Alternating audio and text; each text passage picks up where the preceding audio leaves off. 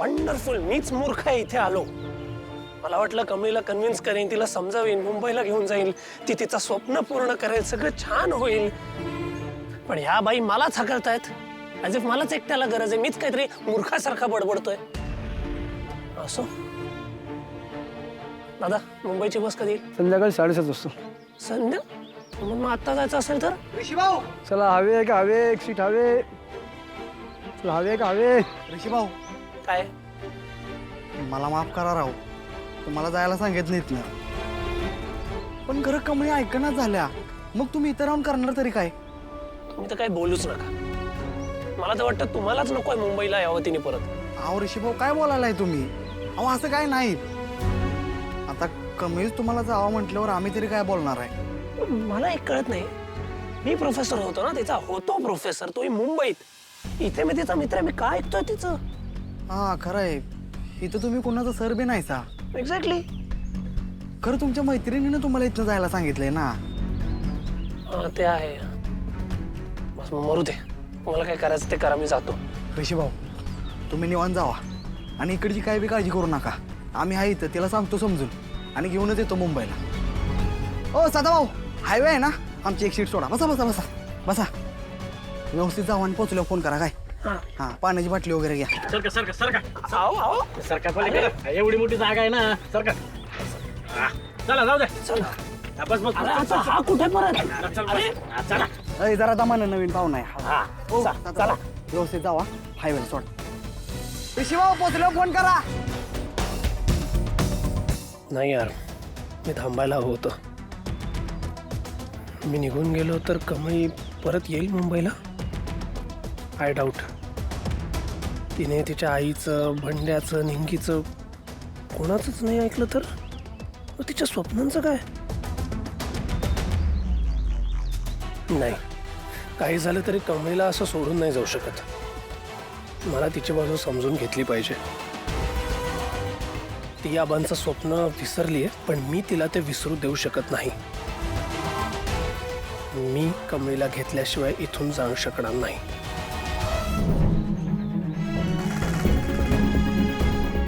दादा थांबवा, थांबवा थांबवा.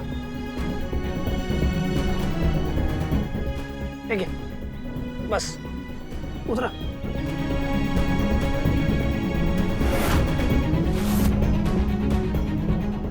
हा, बरं झालं ऋषी सर मुंबईला परत गेले. होय, सकाळपर्यंत पोहोचतील मुंबईला. आता एक काम कर, तू रातच्याला घरी जेवायला ये, नाहीतर मग मी डबा पाठवते. हा, बरं ठीक आहे.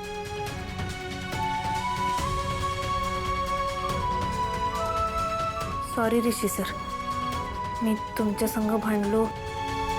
खरं तुम्हाला इकडनं घालवायला त्याशिवाय काय पर्यायच नव्हता. मला हे नाईलाजानं करायला लागलं. मॅडम, सदानंद साहेबांना ज्या गाडीने उडवलं त्या गाडीचा ड्रायव्हर आमच्या हाती लागलाय. मग आणि त्याचं म्हणणं असं आहे की जेव्हा गाडी जवळ आली तेव्हा अचानक आजोबांची व्हीलचेअरमध्ये आली. अचानक व्हीलचेअरमध्ये आली म्हणजे सुहासच्या हातून व्हीलचेअर आधीच निसटलेली नसणार. प्राथमिक अंदाज तसाच आहे. पण आता हे जे ज्याच्यासमोर घडलंय नेमका तोच माणूस गायब आहे, तुमचा नोकर सुहास. हो, पण त्याच्या गावचा पत्ता आम्ही दिला होता ना तुम्हाला. हो मॅडम, आम्ही गावी पण पोलीस स्टेशनला कळवलं होतं, पण त्यांची माहिती अशी आहे की तो गावी पोचलाच नाही.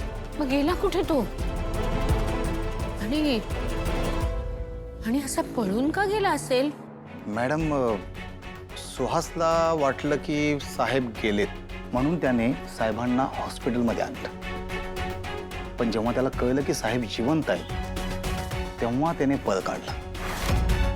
म्हणजे याचा अर्थ असाच आहे की हा अपघात नाहीये, हा घातपात असू शकतो.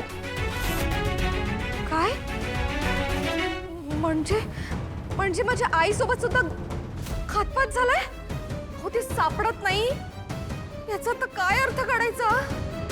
शक्यता नाकारता येत नाही मॅडम.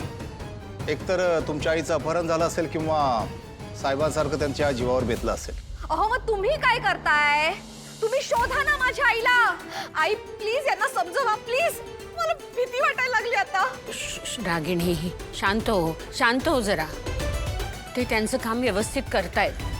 हा घातपात आहे हे खरं असेल तर मग त्याच्या पाठीमागे कोण आहे हे सुद्धा कळेलच आपल्याला. माझी आई कुठे असेल? कोण तिच्या जीवावर उठलं असेल? कामिनीच्या बाबतीत घातपात? असा कोण शत्रू असेल तिचा?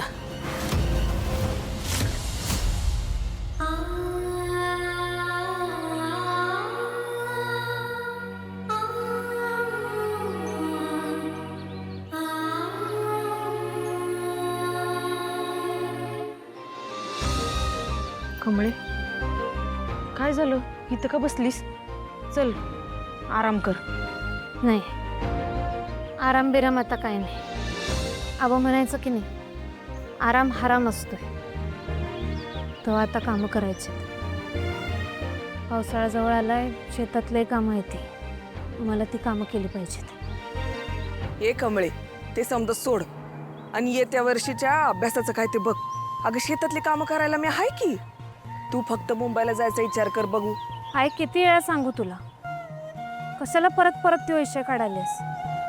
माझं ठरलंय, नको काढू तो विषय. मी इथनं कुठं बी जाणार नाही. मी सगळी आबांची कामं करणार आहे. कमळे थांब. अगं मी बी येतो तुझ्या संग. सायकलला जाऊ आपण. काकी मी बी जातो कमळी संग.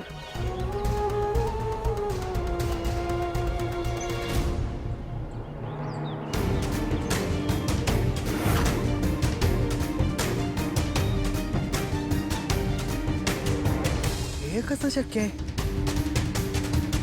हे असले रिक्षात बसवलं होतं मी. नाही नाही, बंड्या तुला भास व्हायलेत, तुला भास व्हायले. पास नाही, आलोय मी.